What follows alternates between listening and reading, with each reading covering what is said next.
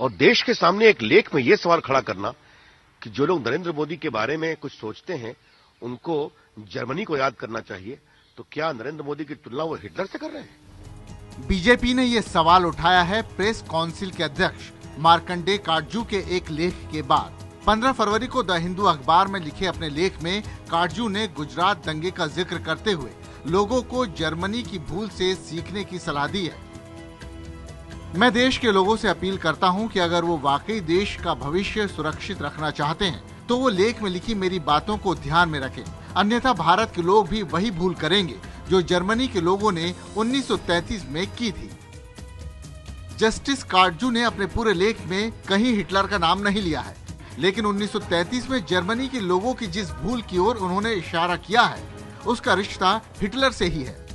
दरअसल 1932 के राष्ट्रपति चुनाव में हिटलर को सफलता नहीं मिली थी।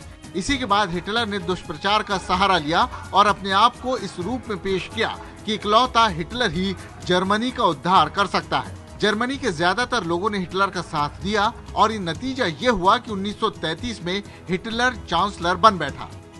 चांसलर बनते ही हिटलर ने जर्मन संसद को भंग कर दिया, साम्यवादी दल को गैर कानूनी घोषित कर दिया और अपने सारे विरोधियों का दमन शुरू कर दिया था। और देश के सामने एक लेख में यह सवाल खड़ा करना कि जो लोग नरेंद्र मोदी के बारे में कुछ सोचते हैं उनको जर्मनी को याद करना चाहिए, तो क्या नरेंद्र मोदी की तुलना वो हिटलर से कर रहे हैं? बीजेपी के इस आरोप की पड़ताल से पहले काटजू के एक और खास नजरिए पर जो उन्होंने द हिंदू अखबार के जरिए पूरे देश को बताया है। जो लोग ये कहते हैं कि 2002 में गोधरा कांड की प्रतिक्रिया में मुस्लिमों का कत्ल हुआ, उन्हें जर्मनी में नवंबर 1938 में हुए वाकये को याद रखना चाहिए। तब जर्मनी में सभी यहूदी लोगों पर हमला हुआ था। नाजी सरकार ने दावा किया था कि एक यहूदी युवक ने पेरिस में जर्मन राजनयिक की जो हत्या की थी उसी की प्रतिक्रिया में यहूदियों पर हमला हुआ है। लेकिन सच तो यह है कि नाजी सरकार ने साजिश के तहत लोगों की भावनाओं को भड़काया और यहूदियों पर हमले करवाए। अपने लेख में जस्टिस काटजू आगे लिखते हैं, 2002 में जिस तरह से गुजरात में हजारों मुसलमानों का कत्ल हुआ उसे ना तो कभी भुलाया जा सकता है ना माफ किया जा सकता है, चाहे कोई कितना भी कोशिश कर ले। लेकिन दंगे के दाग को मोदी के दामन से नहीं छुड़ाया जा सकता है। मोदी के समर्थक दावा करते हैं कि दंगों में मोदी का हाथ नहीं था। यह भी कहा जाता है कि किसी कोर्ट में उन पर कोई आरोप साबित नहीं हुआ है। मैं न्याय व्यवस्था पर तो कोई टिप्पणी नहीं करूंगा, लेकिन मैं इस बात को नहीं मानता हूं कि दंगों में मोदी का कोई हाथ नहीं था।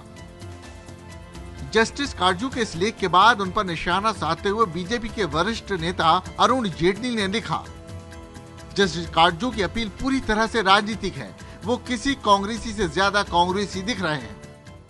मैंने वो बयान पढ़ा और मेरा जवाब है कि अरुण जेटली साहब तुरंत इस्तीफा दें, राजनीति से इस्तीफा दें। वो राजनीति लायक है नहीं, क्योंकि उन्होंने बहुत झूठ बोला। न्यायमूर्ति मार्कंडेय काटजू जी को अपने विचार रखने का पूरा अधिकार है, हम उसका सम्मान करते हैं। लेकिन अगर उनके विचार राजनीतिक हो रहे हैं, जो बुरी तरह से हो रहे हैं, तो उनको अपने पद का त्याग करना चाहिए। किसको इस्तीफा देना चाहिए, किसको पद पर बना रहना चाहिए, इस पर आखिरी फैसला आपका।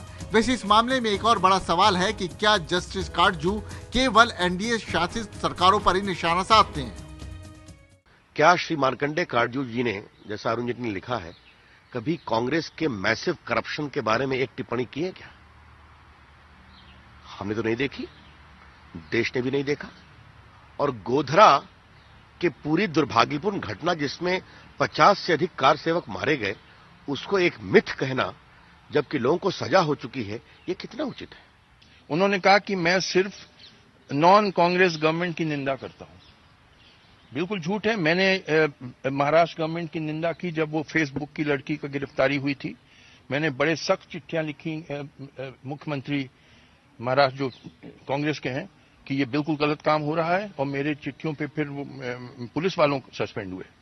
मैंने बड़ी स्ट्रांग चिट्ठी लिखी जब जो अभी present chief minister Himachal Pradesh हैं वीरभद्र सिंह, उन्होंने एक मीडिया वाले से कहा कि तुम्हारा कैमरा तोड़ देंगे।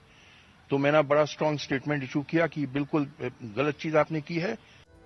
पूरे विवाद की खबर मोदी तक पहुंची तो उन्होंने जेटली की तारीफ करते हुए जस्टिस काटजू पर निशाना साधने में देर नहीं की। जस्टिस काटजू गुजरात को भेदभाव की नजर से देख रहे हैं।